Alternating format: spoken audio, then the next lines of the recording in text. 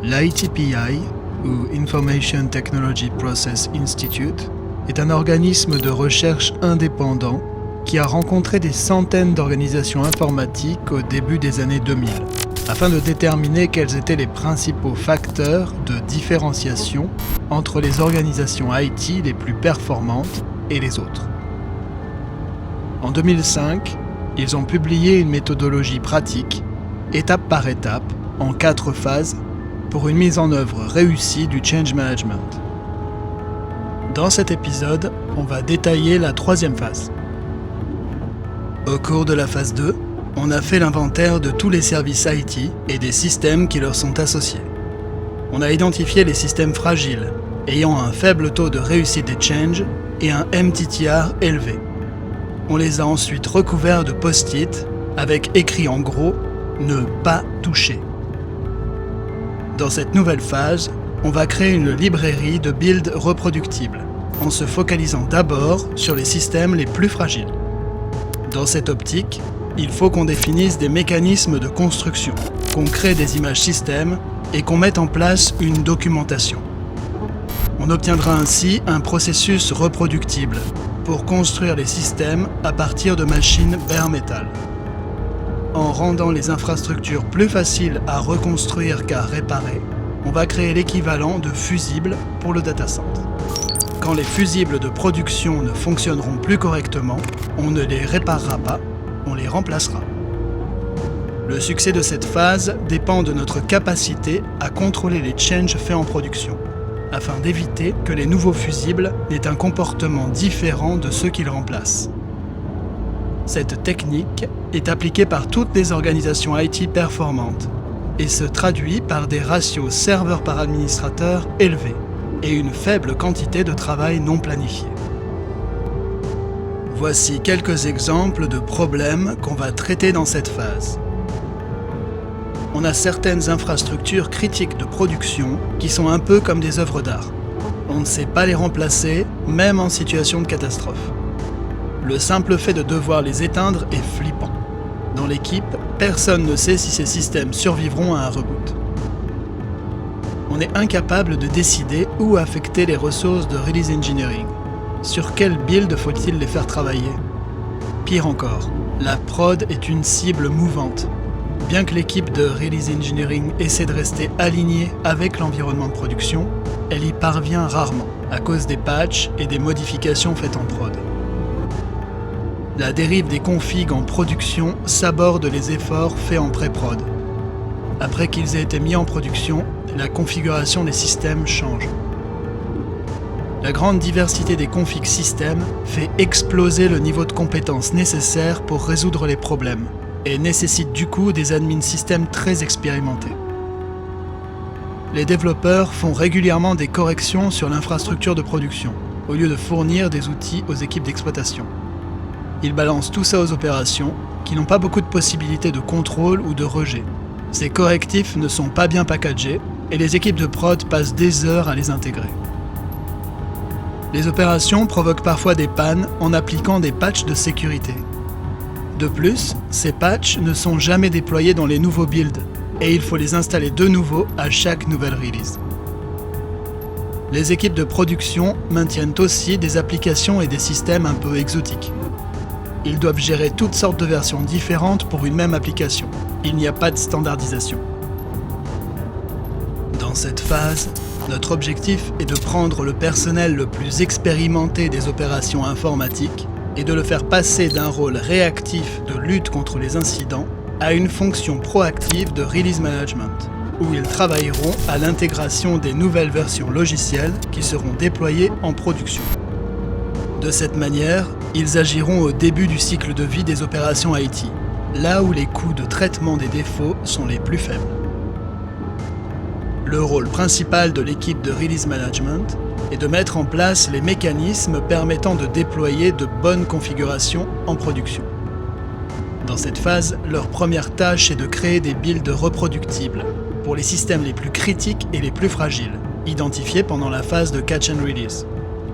Leur objectif est de faire en sorte qu'il soit moins coûteux de reconstruire les systèmes que de les réparer. L'équipe de Release Management travaille continuellement à l'élimination des sources de catastrophes avant qu'elles ne surviennent. Ils réduisent le nombre de configurations uniques en production et normalisent les systèmes. Leur action réduit la complexité et le coût, tout en rendant les systèmes plus faciles à gérer.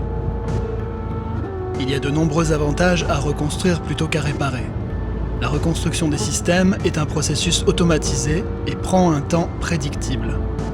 Elle tend à introduire moins de variances de configuration, par opposition au cycle répété de panne-réparation qui laisse plus de variances se glisser dans les configs. Étant donné que le process de reconstruction est automatisé, documenté et moins compliqué, il peut être réalisé par des profils juniors, ce qui libère les profils seniors de la gestion des incidents.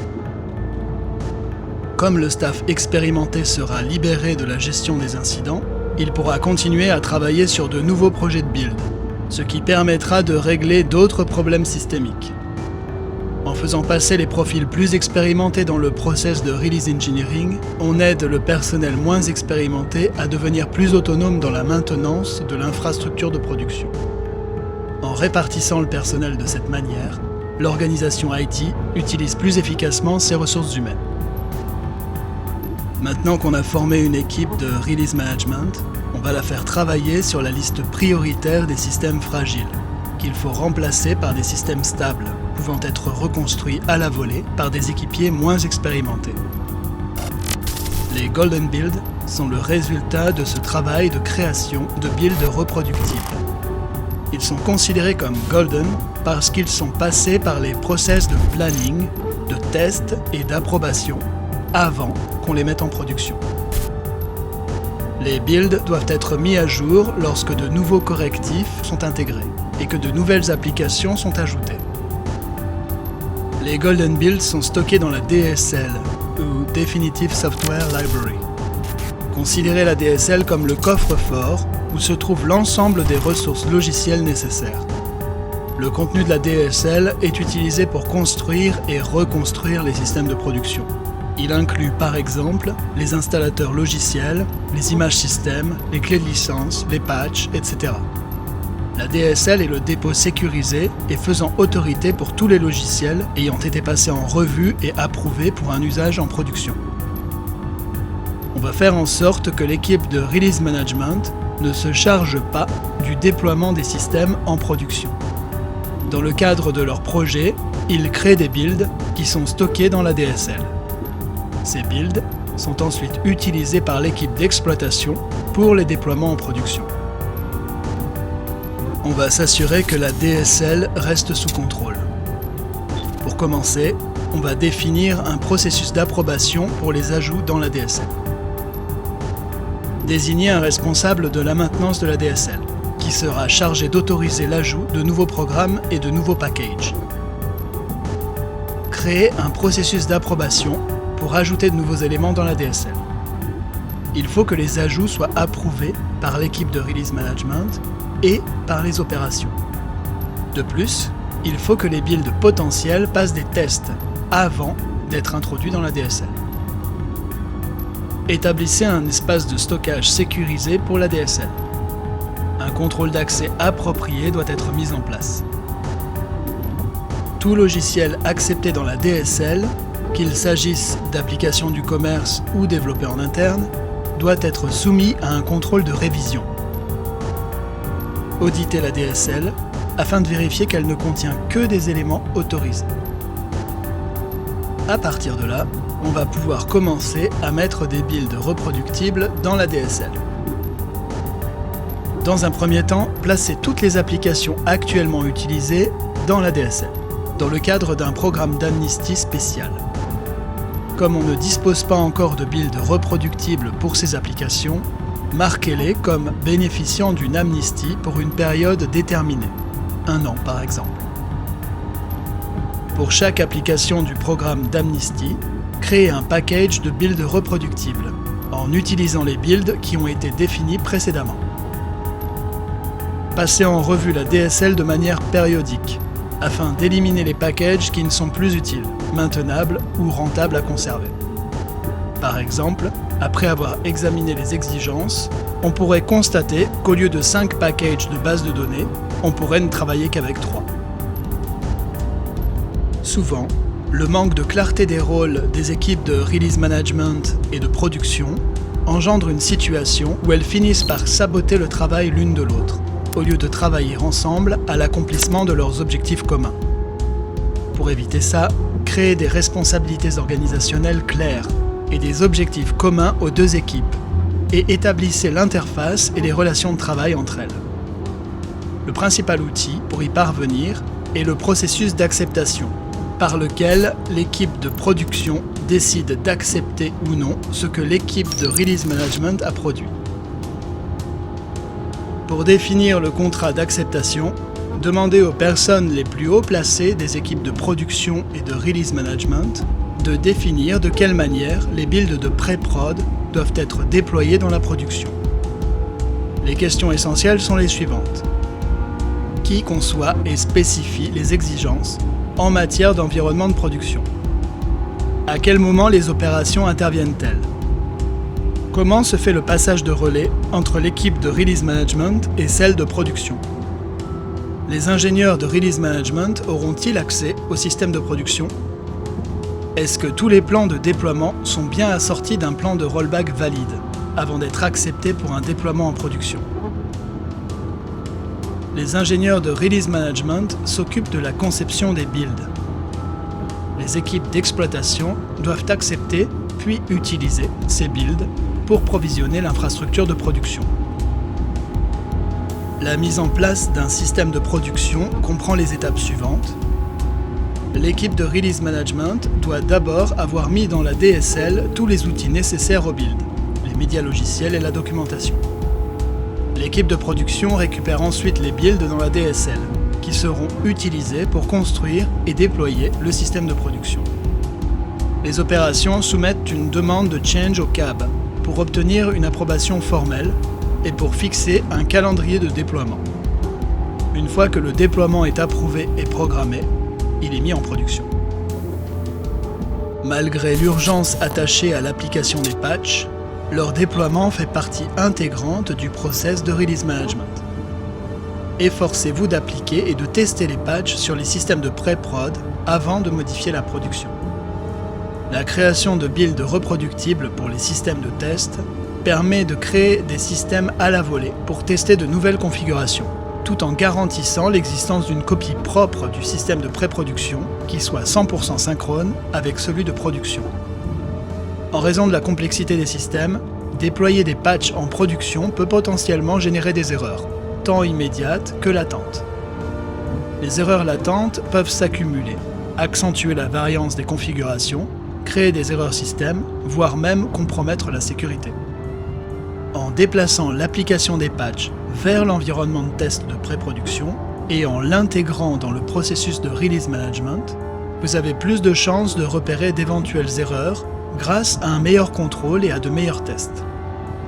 Idéalement, on souhaite créer un processus où les systèmes sont mis en production de manière planifiée et programmée, au lieu d'être systématiquement déployés de manière urgente et ad hoc. Dans cette optique, on va rajouter un processus d'évaluation des patchs et des problèmes remontés par la gestion des incidents, ainsi que des bulletins de sécurité et de mise à jour des experts en la matière pour les applications de la DSL. Envisagez des questions d'évaluation telles que par exemple, s'agit-il d'une menace substantielle contre notre capacité à fournir un service sûr et fiable à l'entreprise? Est-ce qu'on peut atténuer cette menace sans appliquer le patch ou la mise à jour?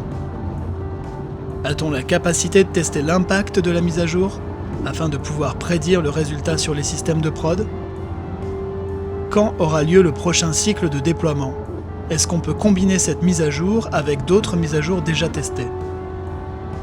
Si on doit le faire maintenant, comment est-ce qu'on peut minimiser le risque de conséquences inattendues?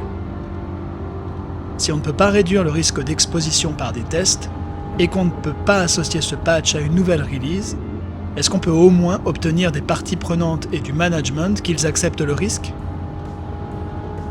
Créer un calendrier de déploiement en essayant de regrouper les correctifs et les mises à jour dans des releases, plutôt que d'appliquer les patchs séparément sur les machines. Bien évidemment, chacune des nouvelles releases doit être soumise à l'examen et à l'approbation du CAB avant d'être déployée. Avant de travailler sur cette phase, on avait commencé à superviser les changes afin de neutraliser les changes risqués. Désormais, comme on dispose de capacités de release engineering pour traiter le problème, il est d'autant plus important de piloter et de documenter les changes. Afin de maximiser l'intégrité de la configuration post-déploiement, toutes les modifications de production doivent être reflétées dans les nouveaux builds, afin d'éviter qu'elles ne soient écrasées lors de nouveaux déploiements logiciels. Il faut s'assurer, lorsqu'une infrastructure est remplacée ou reconstruite, qu'elle soit bien remplacée par des systèmes fonctionnellement identiques au système d'origine. Si vous traitez les systèmes de production comme des fusibles, ça fonctionnera à condition que la prod et les fusibles de remplacement soient identiques. Une mesure que vous pouvez prendre, qui est en fait exigée dans la plupart des industries réglementées, consiste à interdire aux développeurs et aux ingénieurs de release management d'accéder à l'infrastructure de production. Ce principe est appelé séparation des tâches et est nécessaire pour des raisons de sécurité afin de garantir qu'aucune personne ne puisse introduire des changes de production non contrôlés. Il est souvent compliqué d'enlever les accès admin aux développeurs, mais on a constaté qu'il était difficile d'avoir un niveau de disponibilité supérieur à 95% sans avoir une séparation claire des rôles. Pour être certain que les builds de production restent bien synchronisés avec les golden builds, utilisez un mécanisme de détection des écarts pour vous assurer de l'intégrité des builds. De nos jours, les systèmes ont des dizaines de milliers de fichiers et des centaines, voire des milliers, d'options de configuration. Sans un moyen automatisé de détecter les modifications, il est vraiment facile de faire une modification, accidentelle ou non, et de ne pas la documenter. Il n'y a que par la détection automatique des changes qu'on peut réduire le gap entre la prod et la pré-prod. Une mise en œuvre réussie de cette phase permettra de réduire la quantité de travail non planifié à 15% ou moins. En réduisant radicalement le nombre de configs uniques, on peut modifier de manière significative l'affectation du personnel, depuis la gestion des incidents vers le travail planifié, et ainsi faire grimper le ratio nombre de serveurs par sysadmin. La plus grande amélioration dont une organisation IT peut bénéficier est la mise en place de build systems reproductibles. Mais pour pouvoir faire ça, il faut d'abord gérer les changes et disposer d'un inventaire précis. Lorsqu'on convertit un process très manuel et centré sur les compétences des personnes en un mécanisme rapide et reproductible, la réaction est toujours très positive. Et en rendant la reconstruction plus efficace que la réparation, on bénéficie aussi d'une diminution significative de la durée des pannes. Les bénéfices qu'on obtient lors de cette phase sont les suivants. On a créé une équipe de release engineering avec des rôles et des responsabilités bien définis, afin de permettre une relation de travail efficace avec l'équipe de production. On a créé un processus permettant à l'équipe de Release Engineering de définir et de générer une infrastructure pouvant être reconstruite autant de fois que nécessaire. On a encore réduit un peu plus le nombre de changes non contrôlés, ce qui augmente d'autant le temps disponible pour travailler sur les tâches planifiées. On a créé un nouveau mécanisme de résolution des problèmes, en rendant la reconstruction moins coûteuse que la réparation. Ça nous donne une alternative efficace à la lutte prolongée contre les incidents. On a permis le déplacement du staff expérimenté de la ligne de front vers le release management, où le coût de réparation des défauts est le plus bas. Ça donne la possibilité au staff moins expérimenté de faire face à des responsabilités de production toujours plus exigeantes. On a fermé la boucle entre la production et le release management, afin de réduire les écarts de configuration entre la prod et la pré-prod.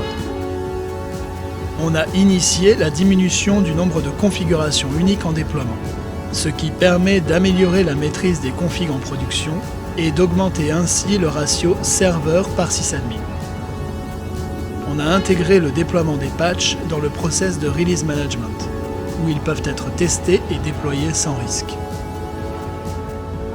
Dans le prochain épisode, on verra la dernière phase, la phase 4.